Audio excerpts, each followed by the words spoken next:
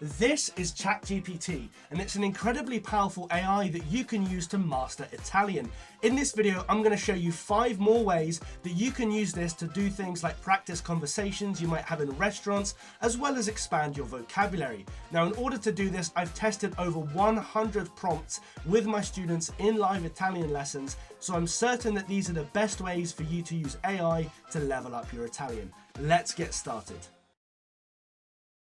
So the first way we're going to use ChatGPT to help us learn Italian is by doing practice conversations based on different scenarios you might find yourself in Italy. So for example, if you know that you're going to be going to a cafe or a restaurant or a museum, you might want to anticipate the different kinds of questions that you would be asked. So we could say something like this. I'm learning Italian. Help me practice a conversation about ordering starters in Italian in a restaurant, between 2 speakers. Okay, we'll just hit something like this, let that run off for a little bit, and here we go. It will give us this nice little practice conversation. You could practice this with your partner, with your teacher, on your own, all of that good stuff. Now we can go further with this. We could say something like, give me translations in English for each line, and just hit OK. And that is just going to give us this. So really useful one. You could make this even more useful by saying what other types of common questions could I encounter in this scenario, and what would be appropriate responses, and it will go out, and here we go. This is going to be super useful. So we've looked at starters here. You could obviously look at main courses, you could look at desserts, you can look at ordering wines, you can look at what to say when you enter a restaurant, when you leave a restaurant. All you need to do is just ask ChatGPT. Here we go, we've got number of 10 useful questions. Would you like your starters spicy? Going to be a useful one. Do you want to share the starters? Is that all for now? This is the type of thing where you might learn how to order for yourself in Italian, and then a waiter will just come out with something like this and you go, not sure. So just really useful little questions. Okay, so that's going to be the first way. Now this was specifically looking at restaurants. Let's just look at another example. We could say, how about ordering coffee in Italy? Okay, what should I know? And give me a practice conversation in Italian. Let's just let that run and have a look. Okay, so even just things like ordering coffee, here we go. We've got a few different types of coffee, hints on ordering, even payment. This is useful. So you might not learn this, okay, that you usually pay at the cash register first, then you go and wait for your coffee. It works like this in the supermarket with some counters for fish and meat, these kind of things. Just small details that are going to be useful when you're traveling out and about in Italy. And here we have a look at our practice conversation. Buongiorno, vorrei un caffè, per favore. Buongiorno, che tipo di caffè? Really useful phrases. Okay, the second way we're going to use ChatGPT is to explain things that we encounter in Italian that are maybe unexpected. A big one here is prepositions, so words like a, di, da, per. They have a lot of different use cases, and it's hard to give a direct translation for each of them. For example, a can sometimes mean at, it can sometimes mean to, but then we have words like, spaghetti alla carbonara. It doesn't make sense to say like spaghetti at the carbonara sauce. It might be more commonly translated as, I don't know, spaghetti carbonara style. So it's a bit of a strange one. So if you encounter one of these prepositions in a word that you don't understand, or in a sentence you don't understand rather, then it could be useful to put that into ChatGPT and just see what's going on. So we might say something like, questo è la giacca di Marco, okay? We might say, I'm learning Italian. Why is di used in this sentence? Okay, hit OK. There we go. The word di is used to indicate blah blah blah blah blah. Now this might be a little bit too complex. We could just say, explain this answer to a 10-year-old if we want to do away with the fancy words. Perfect means of in English. Okay. How else is di used? Say OK and have a look. Quite versatile. So possession, origin, material, blah blah blah blah blah. Now this can get quite You can get lost in the weeds of the grammar with this stuff. So I'd encourage you to ask for specific examples. So let's, again, just take a look. Give me 3 simple English sentences for each. Here we go. Perfect. Sometimes it will throw this up. You just click one of these. I prefer this response, whatever. Here we go. I want examples in Italian. Sometimes this will happen. It will just spit out answers in English. Just remind it sometimes to do it in Italian. Perfect. La bicicletta di Sara è un cuoco di Italia. L'anello è di oro. Really useful stuff.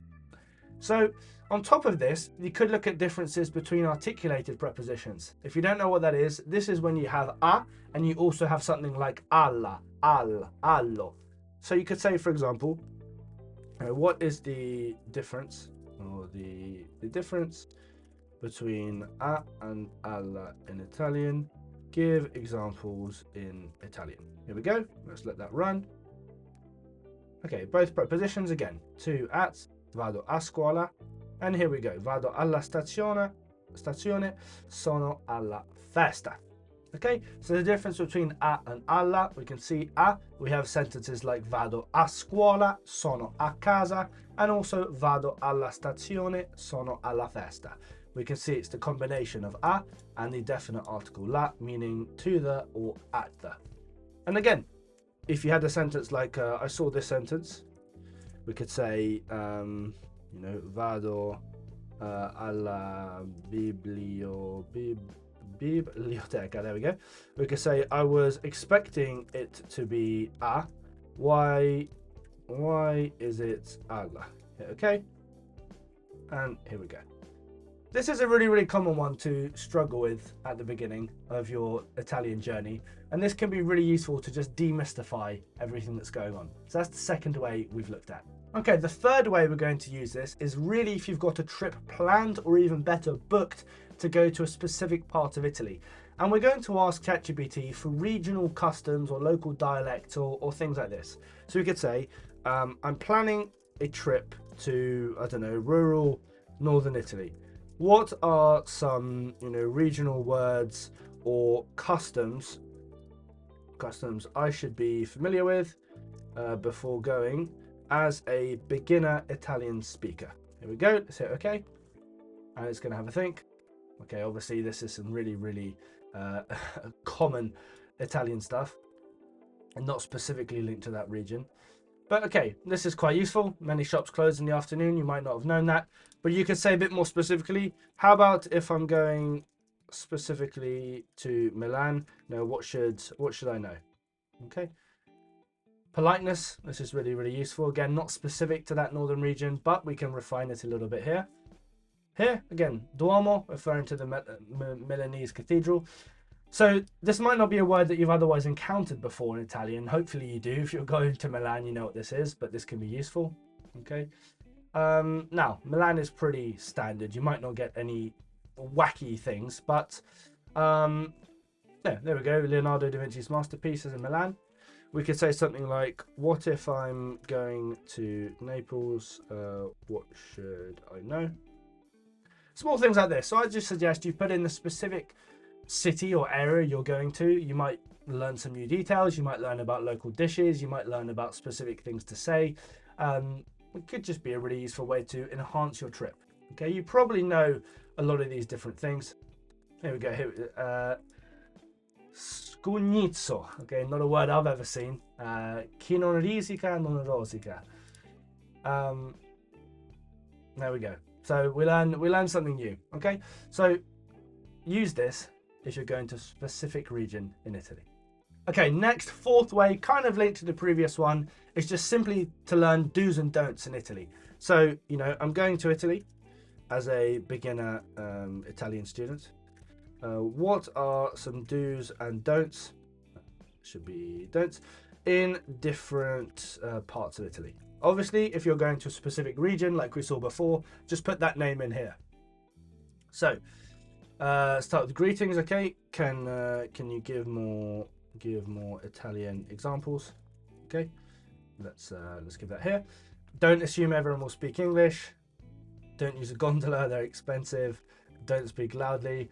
Now these should be quite obvious, just being a good tourist in general, but if you really need that specific boost, here we go. Yeah, perfect. So these are more things just to enhance your trip rather than specific linguistic things. But again, if you are yeah, going to Rome, don't eat in too many tourist restaurants. This will help enjoy your experience in Italy a little bit more. Common things about coffee culture, politeness, different times of day, this kind of thing will be really useful to look at in here. Finally, possibly the most useful one of these is just building your vocabulary. So you can very simply say, help me build my vocabulary in Italian. And we can just hit OK. Okay, flashcards now. This isn't exactly what we wanted. So we could say, can you, when you're putting in these prompts, you might get some random answer. But remember, you can just customize all of these. So you could say, can you give me some just some vocabulary tables in this chat? Here we go. Let's have a look. Perfect. Here we go. Food vocabulary, travel vocabulary, everyday activities. Of course, you can ask it for different things, specific regions. You could ask for specific activities related to hotels, bars, museums, beaches, foods, medical conditions, anything like that. This is just a really easy way. And this is maybe a little bit more manageable. You could just say, for 10 minutes a day, give me vocab on this topic, and then you can practice the pronunciation. You can say, for 10 minutes a day, give me vocab on something else, or test my vocab. We could say, test my food vocab. Now let's just hit OK. Let's see what it says. What are the translations? Perfect. Then, you could go through these, pane, formaggio, etc. And just hit go with that. And great way to build. Okay, hope you enjoyed that. See you next time.